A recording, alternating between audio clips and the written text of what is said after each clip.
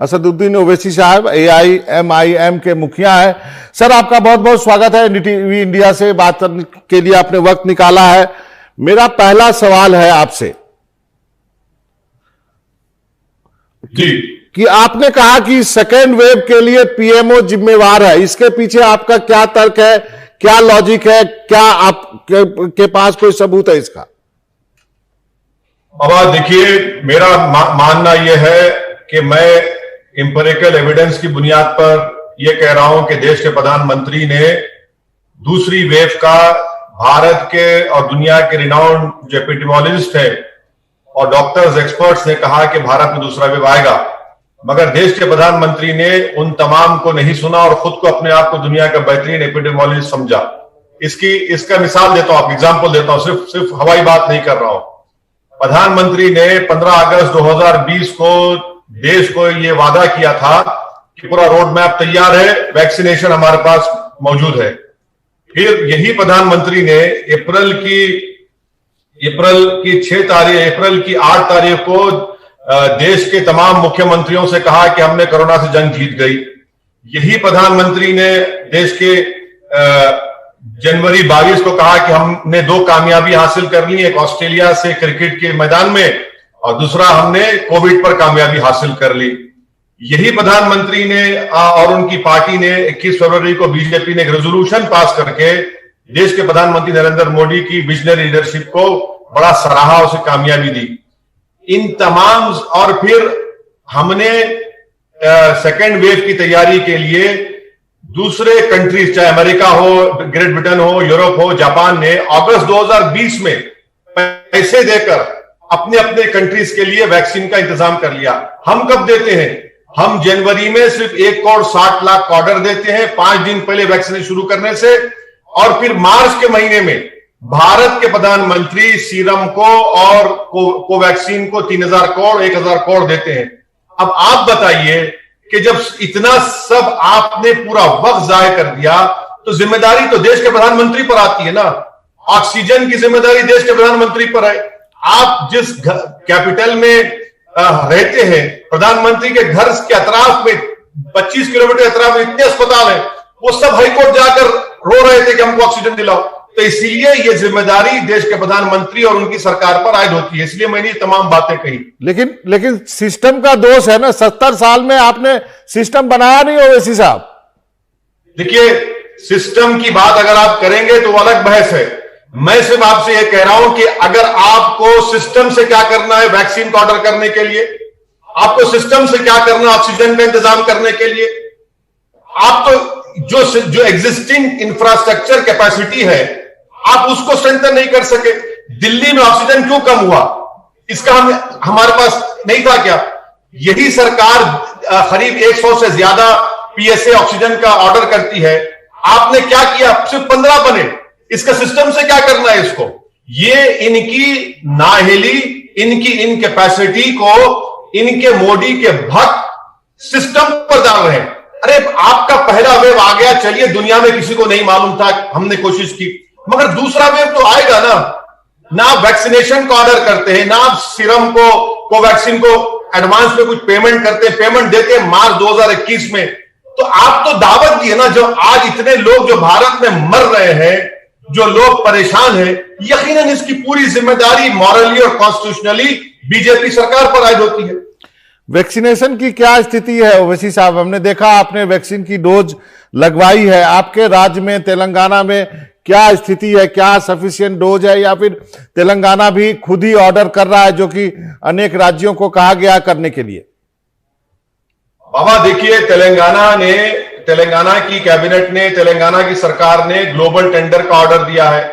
अभी तक तो हमको नहीं मालूम कि कितना ग्लोबल टेंडर में आगे बढ़े हैं, मगर मैं आपसे एक ही बात देश की जनता को बताना चाह रहा हूं कि 4.5 महीने में मोदी सरकार ने सिर्फ भारत की पॉपुलेशन के 3.2% लोगों को 2 डोसेस वैक्सीनेशन की मिले हैं, 4 करोड़ 30 लाख, और 1 डोज जिसको मिला है भारत की जनता को वो 16 करोड़ 55 लाख के करीब है।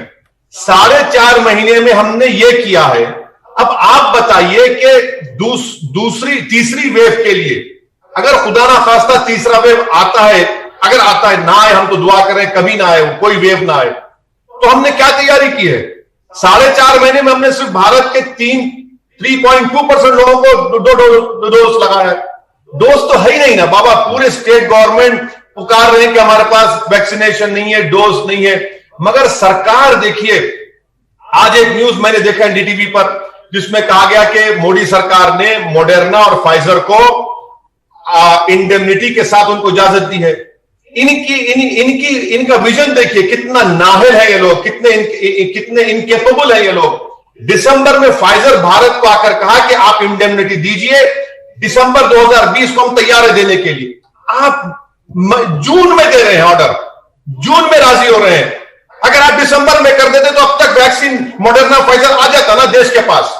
आप करते ही नहीं है। अच्छा, ये एक कह रहे हैं कि 213 करोड़ दिसंबर तक आ जाएंगे, फिर झूठ कह रही है सरकार। बाबा मैं आपको बताना चाह रहा हूं कि चाहे वो बायोई हो, जाइडस कैडिला हो, नोवैक्स हो, भारत बायोटेक का नेजल वैक्सीन हो, जिनोवा हो, बाबा ये दिसंबर तक 213 करोड़ लगाएंगे। आप कहां से लाएंगे? कैसे करेंगे आप? हम भी चाहते हो जाए, मगर कहां है? आपके पास कैपेसिटी नहीं है ना। आप तो तैयारी नहीं की उसके लिए, और देश को झूठ पे झूठ बोल रहे हैं। अरे लाशों के अंबार लग चुके हैं। मैं फिर से कह रहा हूं कि सेकेंड वेव में 4-5 लाख से ज्यादा लोगों की मौत हुई है सिर्फ कोविड से। पूरे देश का मीडिया कह रहा है कि एक हिंदी अखबार कहता है कि 2000 लाशें तो सिर्फ यूपी में निकली हैं। आप बताइए कि कैसा हो रहा है? फिर इसका जिम्मेदार कौन है? ये सरकार सोती रही, बाजा बजाती रही। ये सरकार, मोदी जी आकर कह दिए, पार्लियामेंट में मैंने बैठकर सुना जब प्रेसिडेंट डिबेट हो रही थी कि हमने कामयाबी हासिल कर ली। अरे कहां के कामयाबी हासिल की? ना वैक्सीनेशन का ऑर्डर दिए, ना वैक्सीनेशन आज मौजूद है। और सुप्रीम कोर्ट को बाबा मई में मोदी सरकार एफिडेविट के जरिए कहती है कि दिसंबर 2021 तक हम 75 करोड़ वैक्सीन को प्रोक्योर करेंगे। और पॉल साहब कहते हैं कि 213 करोड़। अरे भाई 213 करोड़ कहां से आने वाले हैं? आज हमारे बताए तो सही, आप कितना भरोसा करेंगे इनकी बात का? लेकिन तो ये चीजें हैं जिस पर देश की जनता को बड़ी सीरियसली इनको सोचना पड़ेगा, इन तमाम चीजों को। लेकिन कुछ लोग ये भी तो कर रहे हैं ना, ओवैसी साहब की पॉजिटिविटी रखना चाहिए, इतना निगेटिविटी ठीक नहीं है। बाबा मैं चैलेंज कर रहा हूं देश के प्रधानमंत्री को और देश के प्रधानमंत्री के कैबिनेट के मंत्रियों को, मरने वालों के घर को जाइए, जो 4 लाख जो मर चुके हैं उनको जाकर कहिए पॉजिटिव रहिए आप। जो लोग अस्पतालों में ब्लैक फंगस की दवा उनको नहीं मिल रही, उसे जाकर कहिए पॉजिटिव रहिए आप। ये क्या मजाक उड़ा रहे हैं जो लोग मर चुके हैं कोविड से, जो बीमार पड़े, कैसा पॉजिटिव रहेंगे बताइए? आप और हम तो इंसान हैं। ऊपर वाले अल्लाह ने हमको जज्बात दिए। हम किसी की तकलीफ को देखकर रोना आता है, आंख में आंसू आते हैं, दिल जलता है, कलेजा जलता है। कौन सा पॉजिटिव रहेंगे? भारत में मैं जिम्मेदारी के साथ कह रहा हूं बाबा, भारत की 130 करोड़ जनता से अगर कोई जाकर पूछेगा कि बताओ भैया तुम्हारा कोई दोस्त ऐसा है जिसको जानने वालों की मृत्यु नहीं, मौत नहीं हुई या कोविड से बीमार नहीं पड़ा है, बोलेगा हाँ मैं जानता हूं। 130 करोड़ जनता से जाकर पूछेंगे, एक एक आदमी कहेगा कि हाँ मैं इसको जानता हूं, मैं श्याम को जानता हूं, मैं राम को जानता हूं, मैं रहीम को जानता हूं, मैं प्रभुनाथ सिंह को जानता हूं। इन सब कहेंगे। ये हाल हो चुका है देश का जी। अभी भी देखिए बाबा, प्रधानमंत्री का डिस्कनेक्ट इतना है इस देश से। प्रधानमंत्री इतना डिस्कनेक्टेड है। वो कह रहे हैं कि गंगा के किनारे वीडियो है कि एक ऑर्गेनिक फार्मिंग हो रही है गंगा के पोल्यूशन को रोकने के लिए। कितना बड़ा डिस्कनेक्ट है प्रधानमंत्री का। मुझे अफसोस होता है जो जमीन से नीचे से उठकर इस देश के बड़े ओहदे पर आ चुके हैं, वही गंगा में लाशें बह रही हैं, लाशें बह रही हैं। यूपी में प्रधानमंत्री की कॉन्स्टिट्यूंसी में, बिहार में बक्सर में लाशें निकल रही हैं। कोई पुरसाने हाल नहीं, कोई पूछने वाला नहीं है। तो बीजेपी कंप्लीटली डिस्कनेक्टेड है रियलिटी से, हकीकत से, और बीजेपी इनविजिबल हो चुकी है। बीजेपी का कुछ है ही नहीं। बाबा आप देखिए कि centre for monitoring of Indian economy कहती है कि अप्रैल और मई में 2,70,00,000 जॉब्स का लॉस हुआ है। आप अंदाजा लगाइए कि क्या गुजर रही होगी। मैं उसी सवाल पे, नोट पर इतनी गुर्बत मैंने कभी नहीं देखी। मैं उसी सवाल पे आने वाला था कि ओवैसी साहब आप लॉकडाउन के खिलाफ क्यों हैं? आपने तेलंगाना गवर्नमेंट को कहा है कि लॉकडाउन मत कीजिए, क्या ये इकोनॉमी वजह है? बाबा उसमें यकीनन इकोनॉमिक वजह भी है, और जो हेल्थ एक्सपर्ट जो मैं जानता हूं उन्होंने कहा कि लॉकडाउन का ताल्लुक वायरस को रोकने से नहीं है, बाबा लॉकडाउन अगर आप कर रहे हैं तो ऑक्सीजन से क्या होगा? लॉकडाउन से ऑक्सीजन मिल जाएगा क्या? लॉकडाउन से ब्लैक फंगस की दवा मिल जाएगी क्या? लॉकडाउन से आप बताइए कि अस्पताल में आपको आईसीयू बेड मिल जाएगा? बताइए ना। अब हमने तैयारी नहीं की। लॉकडाउन का और एक जो मैं इसकी जो अपोज कर रहा हूं उसका इकोनॉमिक रीजन है। अगर आप लॉकडाउन कर रहे हैं तो चलिए, देश के प्रधानमंत्री और बीजेपी बड़ा बाजा बजाती है कि हमारे इतने बिलियंस ऑफ डॉलर्स के फॉरेन एक्सचेंज है, तो दीजिए ना उन गरीबों को, एक एक के अकाउंट में डालिए 10-10 हजार रुपया, लगाइए लॉकडाउन। या तो गरीब कोविड से मरेगा या गरीबी से मर जाएगा या फिर पुलिस के मारों से मर जाएगा। ये रियलिटी है मुसलमानों के लिए, दलितों के लिए। और अर्बन पॉवर्टी बाबा इस देश में बहुत बड़ी बीमारी है, बहुत बड़ा बोझ है। गुर्बत में खाने को खाना नहीं है। आप देखिए दिल्ली लेकिन में। ओवैसी साहब, ये इसको बीच में मुसलमान और दलित क्यों ले आए आप यहाँ पे? इसलिए ले आ रहा हूं क्योंकि जो पॉवर्टी का जो डेटा हमारे पास है, एनएसएसओ का डेटा है, उसमें पॉवर्टी सबसे ज्यादा दलित, मुसलमान और आदिवासी में है। ये कोई डिनाई नहीं कर सकता। सेल्फ एम्प्लॉयमेंट में सबसे ज्यादा कौन है वो डेटा बताता है आपको। जब सेल्फ एम्प्लॉयमेंट में ज्यादा तादाद में मुसलमान है, आप लॉकडाउन करेंगे तो कौन खाना खिलाएगा? बाबा मैं जानता हूं हैदराबाद में कई ऐसे टैक्सी ड्राइवर्स को जो ईएमआई पे नहीं कर सक रहे हैं, ऑटो ड्राइवर्स हैं काम नहीं कर सक रहे हैं, जो ठेला बंडी पर कारोबार करते हैं, बाबा कहां से करेंगे?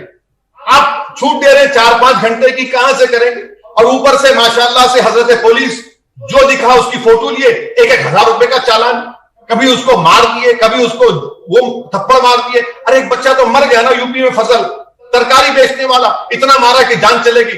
वो क्यों निकलता? बताइए कोविड में क्यों निकलेगा वो? अच्छा, एक चीज आपसे ख्याल रखना है ना बाबा। एक चीज कौन दे रहा है उसको? सरकार के पास कोई लॉकडाउन क्या लॉकडाउन किया आपने? डेटा बताइए चलिए हमको। एक चीज आपसे जाननी थी। आपने अपनी वैक्सीनेशन कराई, हम सब ने तस्वीरें देखी, आपने कहा आपको दूसरी डोज भी लग गई, लेकिन उसी कम्युनिटी में बहुत सारे लोग हिचक रहे हैं वैक्सीनेशन कराने से, उनको क्या कहेंगे आप?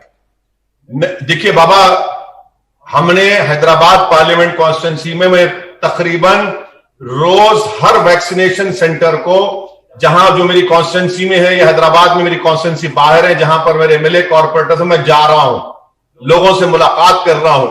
हम लोग अपने पार्टी के जरिए लोगों को अपील भी कर रहे हैं कि आइए अपना वैक्सीनेशन लगाइए। पर बाबा एक बात याद रखिए, हैदराबाद में, मैं हैदराबाद की बात कर सकता हूं, जितने वैक्सीनेशन लगाए जा रहे हैं, अब सरकार ने फैसला लिया कि जो लेबरर्स है, डेली वेज अर्नर्स, उनको लगाया जाएगा, मगर वैक्सीन लिमिटेड है ना। भाई मैं ये पूछना चाह रहा हूं कि कोविन की क्या जरूरत है बाबा? बाबा आपको मैं बता रहा हूं कि भारत में कितना इंटरनेट एक्सेस है मालूम आपको? सिर्फ 25% लोगों को। 25% लोग कैसे देंगे? मोबाइल है नहीं, मोबाइल बहुतों के पास है नहीं, तो कैसा करेंगे बाबा? आप बताइए। सीमांचल का इलाका है जी, किशनगंज का इलाका है, अररिया का इलाका है, वहां पर कैसा करेंगे? वहां पर तो फोन नहीं लगता है। मैं देखा हूं, मैं जिम्मेदारी से कह रहा हूं, अगर आप बंगाल की रोड पे है तो फोन लगता है, बिहार की रोड पे जाइए फोन लगता ही नहीं है। आप बोल रहे कोविन का, कहां निकालिए ना कोविन को, बोलिए जिसको आना है आइए, वॉक इन करिए, लगाइए। आखिर किसकी जरूरत क्या है सरकार को? ये कोविन क्या जरूरत है जब इतने लोग 3000 2000 लोग मर रहे हैं ऑफिशियली? मैं उसको नहीं मानता, बल्कि बढ़ के मर रहे हैं। तो ये क्या मजाक है, हिमाकत है सरकार की? सर एक अंतिम का सवाल है ओवैसी साहब, सेंट्रल विस्टा प्रोजेक्ट को अब हाईकोर्ट ने कहा कि जारी रहेगा, कुछ टिप्पणी करना चाहेंगे? बाबा कोर्ट ने लीगली, ये तो पहले तो कोर्ट जाना नहीं था, हमको ये बताना चाहिए था कि ऐसे वक्त में सरकार के लिए उस काम को जारी रखना मॉरली रॉन्ग है, इमोरल है।